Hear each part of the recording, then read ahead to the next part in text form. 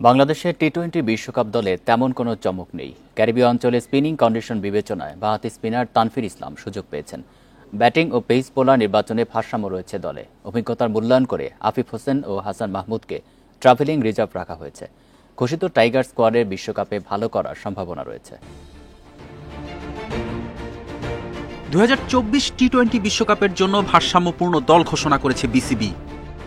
গাজী আশরাফ হোসেন লিপুর নেতৃত্বাধীন নির্বাচক প্যানেল সম্ভাব্য সেরা দল দেওয়ার চেষ্টা করেছেন।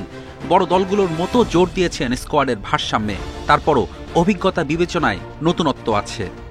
আস্থার জায়গা থেকে সেখানে কিন্তু সাইফুদ্দিনকে রেখেছিলাম। সো আমাদের মনে হয়েছে তাকে অবজার্ভ করে যে আমাদের প্রত্যাশার যে জায়গাটা, দলের আস্থার যে জায়গাটা, ঠিক সে আকাঙ্ক্ষিত জায়গায় কিছুটা এগিয়ে ছিল তানজিম সাকিব। সে আলোকেই Saifuddin couldn't make it, but he was very close by. এক বিশ্বকাপ থেকে আরেক বিশ্বকাপে বাংলাদেশ দলে চলে আসে আমূল পরিবর্তন। 2021 টি-20 বিশ্বকাপের 7 ক্রিকেটারই ছিলেন না 2022-এ। গেলবারের 8 তারকা নেই যুক্তরাষ্ট্র ও উইন্ডিজে অনুষ্ঠেয় এবারের বিশ্ব আসরে। অস্ট্রেলিয়া, নিউজিল্যান্ডের মতো দলগুলোতে দ্রুত এমন পরিবর্তন দেখা যায় না।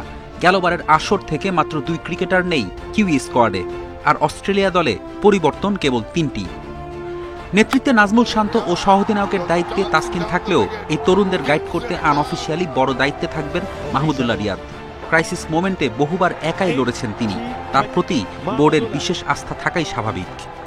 ডেফিনেটলি আমরা আশা করি, প্রত্যাশা আমাদের দলের কাছে আছে যে আমরা প্রথম রাউন্ডটাকে পার হয়ে দ্বিতীয় রাউন্ডে যেন আমরা খেলতে পারি। দ্বিতীয় রাউন্ডে খেললে ডেফিনেটলি সেখানে আমরা আবার একটা প্রচেষ্টা থাকবে, তারপরের ধাপে যাওয়ার একটা প্রত্যাশা থাকবে।